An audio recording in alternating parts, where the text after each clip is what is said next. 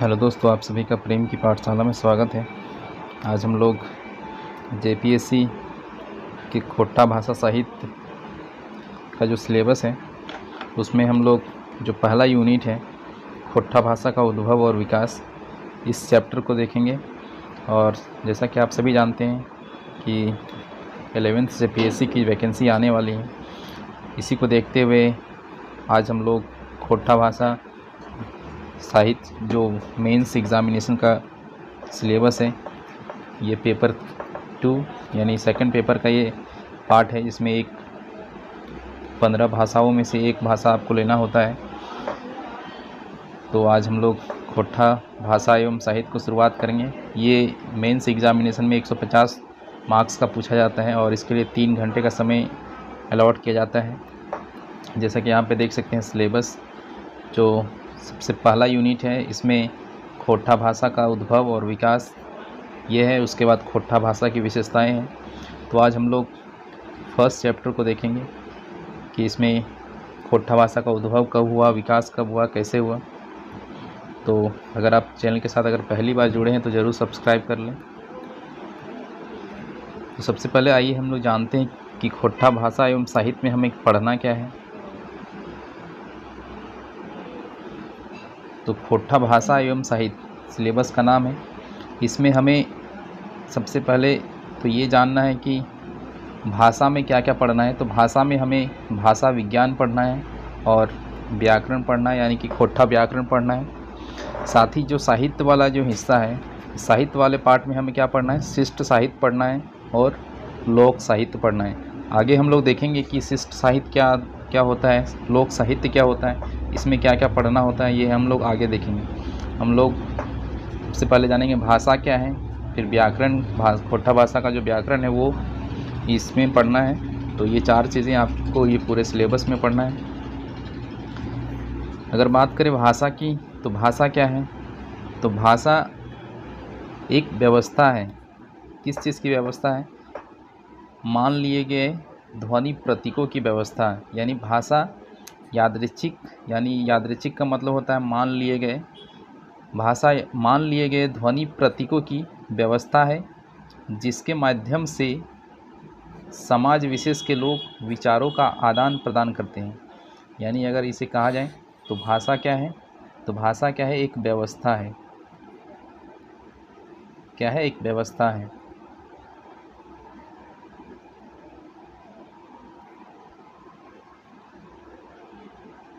एक व्यवस्था है, किस चीज़ की व्यवस्था है,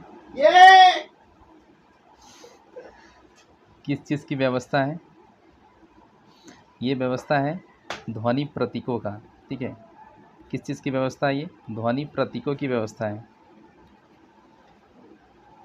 जिसके द्वारा क्या करते हैं, समाज विशेष के लोग अपने विचारों का आदान प्रदान करते हैं।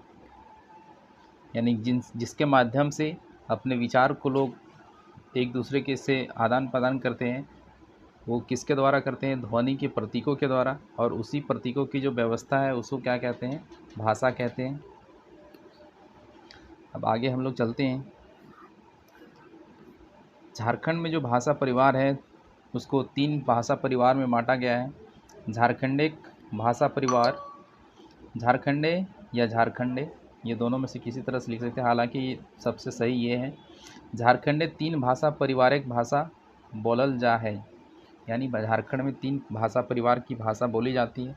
पहला क्या है, औष्टिक भाषा परिवार, दूसरा है द्रविड़ भाषा परिवार और तीसरा क्या है, आर्य भाषा परिवार।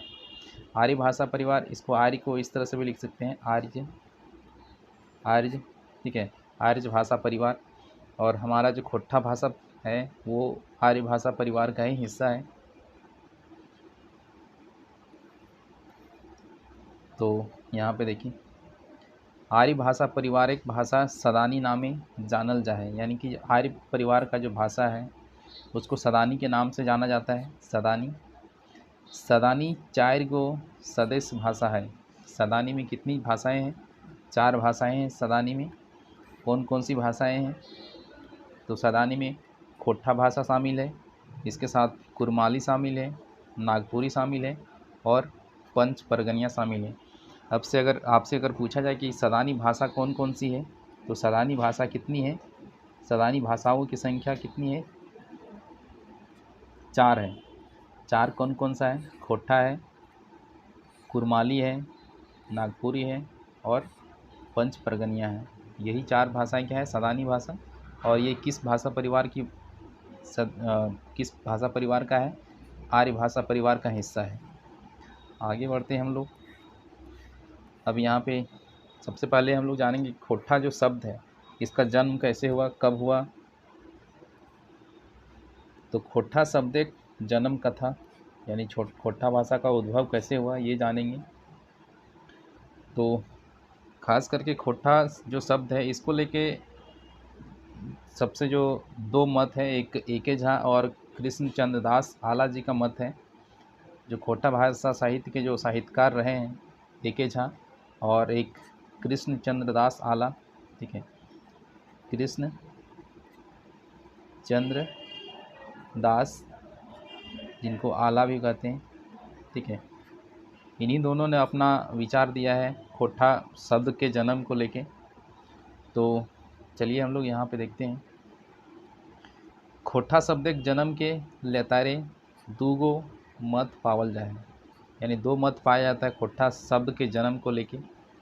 सबसे पहला जो मत है वो है एके झा का। इनखर मते खोटा शब्द एक जन्म भारतेक पुराना लिपि। भारत का जो सबसे पुराना लिपि क्या है? खरोष्टी है। तो एके झा क्या मानते हैं कि खोटा शब्द यानी जो शब्द है उसका जन्म किससे हुआ है? भारतेक पुराना लिपि खरोष्टी से भेल है, यानी कि खोटा का जन्म हुआ है खरोष्टी लिपि से। इसका विकास कैसे हुआ?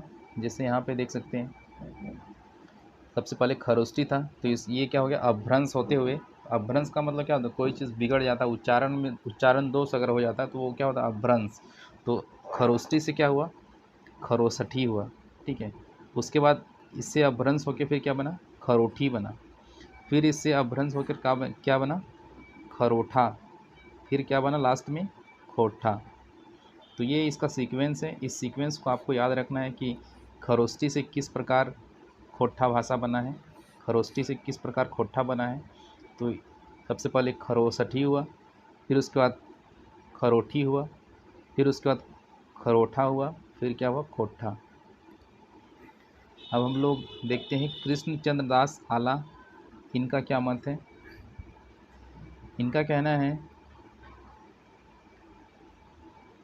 आला जी के मते खोटा शब्दक जन्म खट्टी शब्द से भेल है। खट्टी शब्द से यानी खट्टी मतलब क्या होता है? जैसे कि जो घाव होता है, घाव में क्या होता है? जैसे उसके ऊपर एक लेयर बैठ जाता है, एक पपड़ी बैठ जाता है, वो क्या कहलाता है? खट्टी कहलाता है। तो वही खट्टी। तो ये क्या कहते हैं कि जो खोटा शब्द है इसका जन्म किससे हुआ है? खट्टी से हुआ है। खट्टी माने हवो है पपड़ी। खट्टी का मतलब क्या होता है? पपड़ी।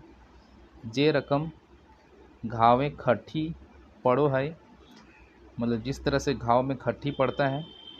आर आप नहीं उखड़ जा है, यानी अपने आप उखड़ जाता है। सेह रकम धरती के ऊपरे, उसी प्रकार धरती के ऊपर परत समय समय पर उखड़ते रहो है, यानी कि समय समय पर धरती का जो ऊपर में क्या होता है? समय समय पर परत उखड़ते रहो है। तकरा भूपर पट्टी कहल जा है, और ऊपर पट्टी उसको कहते हैं। इनखर मते, यहाँ पे देखिए, इनखर मते चूँकि खोठाक जन्म प्रकृतिय पावल साड़ा, साड़ा का मतलब होता है ध्वनि, प्रकृतिय पावल साड़ा से भेल है, से ले खोठा शब्द एक जन्म खट्टी से भेल है। यानी कि इनका क्या कहना है कि खोठा शब्द है, खोठा शब्द का जन्म किससे हुआ है? खट्टी से हुआ है। खट्टी का मतलब क्या होता है? जिस प्रकार घाव है, घाव में एक लेयर बैठ जाता है, पपड़ी बैठ जाता है, उसको क्या कहते हैं? खट्टी कहते हैं। उसी प्रकार धरती के ऊपर में क्या होता है? परत का समय समय पर परत बैठ जाता है, उस परत को क्या कहते हैं? और ये परत क्या होता है? समय के साथ उखड़ता है, तो उसको क्या कहते हैं, भूपर पट्टी कहते हैं। और चूँकि खोट्ठा जो का जो जन्म है, इसको प्रकृति का जो ध्वनि है उसी से इसका उत्पत्ति हुआ है। जो प्रकृति की ध्वनि है उससे खोट्ठा का उद्भव हुआ है। इस वजह से खोट्ठा जो शब्द है इसका जन्म किससे हुआ है, खट्ठी से हुआ है।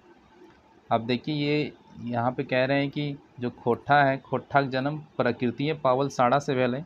तो कैसे हुआ है ये देखिए यहाँ पे, जैसे कि ये खट्ठी है, खट्ठी से फिर क्या बना, खरठा बना, और खट्ठा से फिर खट्ठा, और फिर ये लास्ट में अंतिम में क्या बना, खोट्ठा।